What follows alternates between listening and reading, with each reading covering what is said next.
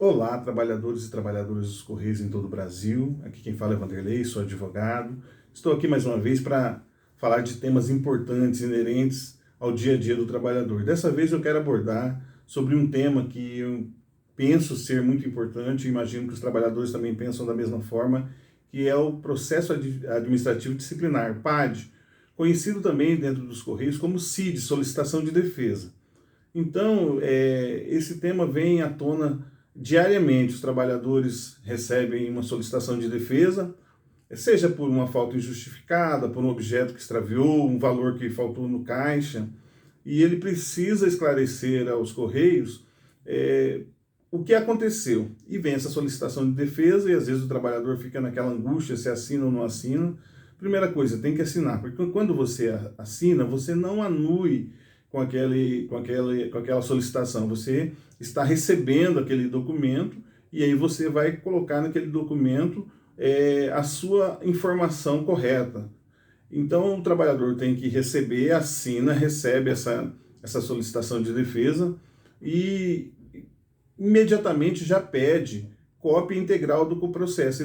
O trabalhador e a trabalhadora precisa ter acesso à íntegra desse processo. Então, vai requerer esse processo na sua íntegra e tem 10 dias para responder. Não precisa responder no mesmo dia, não precisa entregar para o gestor no outro dia. Ele tem 10 dias para responder.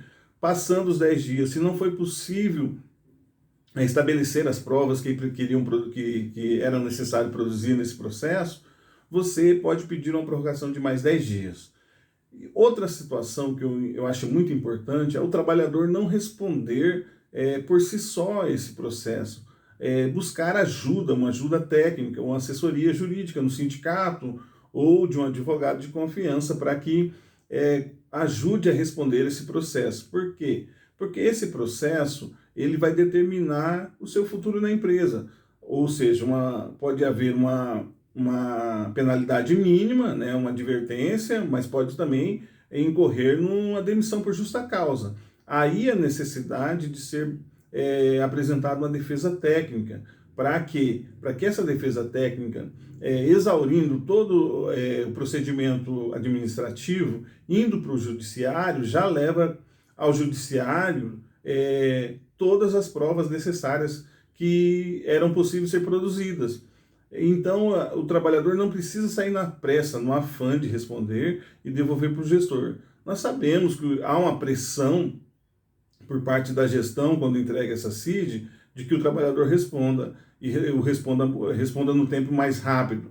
Para o gestor isso é bom, porque fica uma defesa rasa, e para o trabalhador isso pode trazer prejuízos, né? Prejuízos que depois, de repente, não consiga ser revertidos.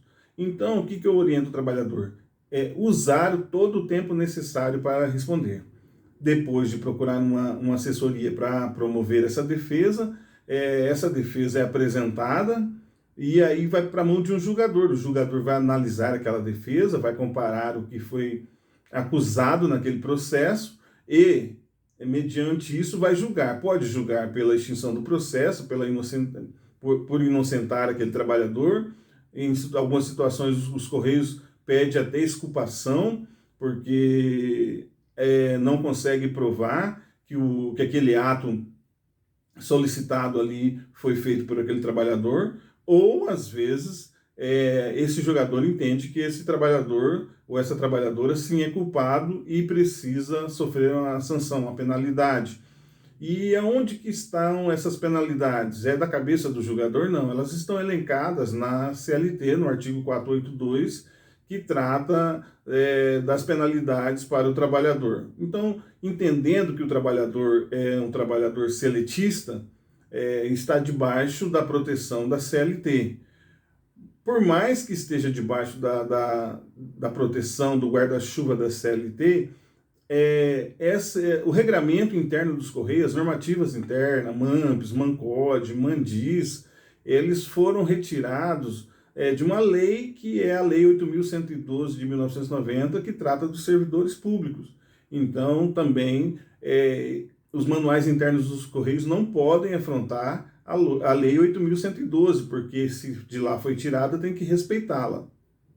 E posteriormente tem que respeitar a Constituição Federal também. Então não pode agredir os princípios da Constituição Federal. É a nossa Carta Magna, é a mãe, né, de todas as leis, ela está acima, né, ela está no topo da pirâmide, então tem que ser respeitada.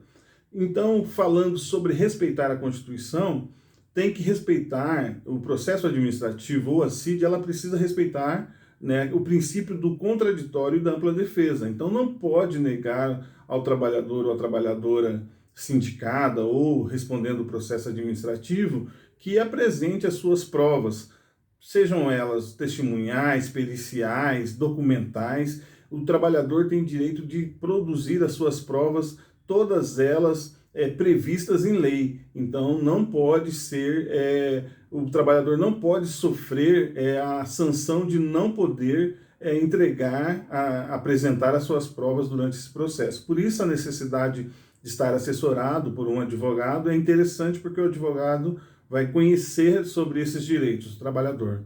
Feito a defesa, analisada, veio a penalidade, cabe recurso. Esse recurso vai ser interposto à Corregedoria Geral daquela superintendência ou da DR, da diretoria regional, no qual aquele trabalhador faz parte. E esse recurso, sendo analisado pela Corregedoria, pode ser que a Corregedoria mande voltar esse recurso, esse processo, para que seja feito uma nova fase ali, onde a Corregedoria entendeu que estava sendo falho, ou ela pode acatar a decisão do julgador e manter aquela decisão, porque o julgador opina por qual penalidade esse trabalhador terá. E acatando a Corregedoria acatando essa orientação do julgador, ela manda aplicar a decisão na íntegra. Então, aí encerra a fase de recursos internos do processo administrativo dos Correios. Porém, não se encerra os direitos para o trabalhador. O trabalhador também pode ir ao judiciário e discutir ali, né, aquilo que ele acha que não foi respeitado, seus direitos que foram ultrajados ali durante aquele procedimento administrativo, no qual foi proposto pelo empregador, os Correios, e foi julgado pelo empregador, os Correios também. Apesar de serem instâncias diferentes, porém, se trata de empregados públicos ali dentro e subordinados à hierarquia interna dos Correios. Então, se o trabalhador achar que foi injusto aquele processo administrativo, o julgamento que teve, né, o final que se deu, ele pode buscar o judiciário e buscar reverter todo aquele processo, a penalidade, toda a oneração que sofreu, se caso venha a sofrer. Às vezes falta um dinheiro no caixa de um atendente comercial, mas esse dinheiro foi falha do sistema, do próprio Correios, né? Às vezes extravia um objeto, mas esse objeto nem chegou à mão desse trabalhador, veio parar na sua lista ali de objetos, que é a sua LOEC, porém, esse objeto de fato não veio para ele, esse objeto foi para outro lugar, só veio aquela informação e se deu como extraviado. Então, essas falhas de sistema, o trabalhador não pode responder, o trabalhador não pode ser penalizado por ela. Por quê?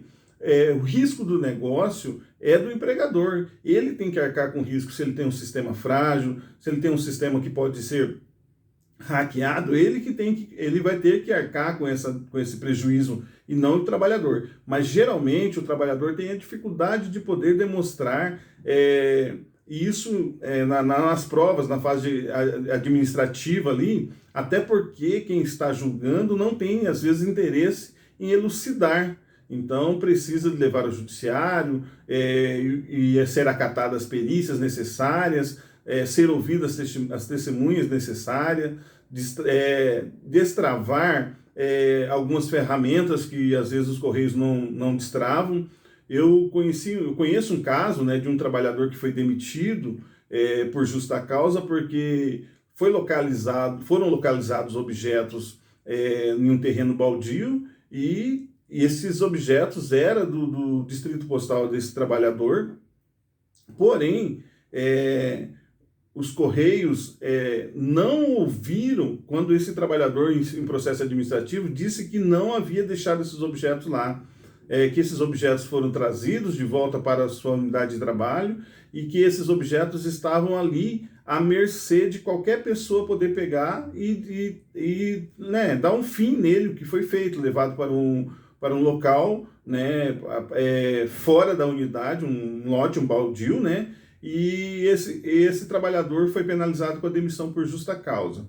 No processo judicial, na oitiva de testemunhas, lá o juiz ouvindo o preposto da empresa, percebeu que esses objetos não eram guardados em lugar devidos na unidade de trabalho. Qualquer pessoa teria acesso, e essa demissão por justa causa foi revertida com base no depoimento do preposto da empresa. Então, assim, a necessidade de você produzir as provas durante o processo administrativo é muito bom, e também produzir as provas durante o processo no judiciário, se caso não conseguir reverter aquela situação num processo administrativo.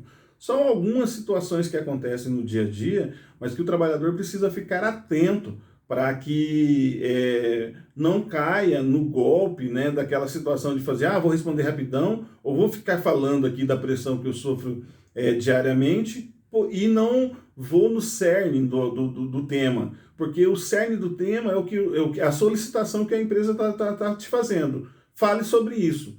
Você vai falar sobre aquilo e vai trazer todas as provas voltadas para aquilo que ela está pedindo. Não pode perder o foco, discutir assédio moral, pressão no local de trabalho, quando a empresa só quer saber do extravio de objetos, só quer saber de falta de valores, só quer saber da falta injustificada. Então foca naquilo que está solicitando e mata aquilo no processo administrativo.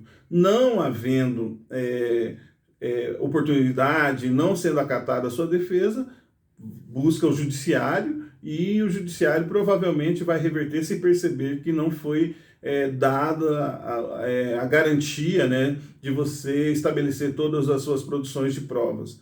Por enquanto é o que eu gostaria de falar com os trabalhadores e trabalhadoras. Estamos à disposição para tirar algumas dúvidas, se necessário forem, né? E em qualquer situação, procure a assessoria jurídica do seu sindicato, procure um advogado da sua confiança, mas não deixe de responder um processo administrativo, não deixe de recebê-lo e não deixe de usar, dentro desse processo administrativo ou dessa CID, todos os seus direitos que são inerentes a para você poder se defender, né? Trazer uma defesa boa, né? Uma defesa completa, mas uma defesa técnica também. Um abraço a todos e a todas.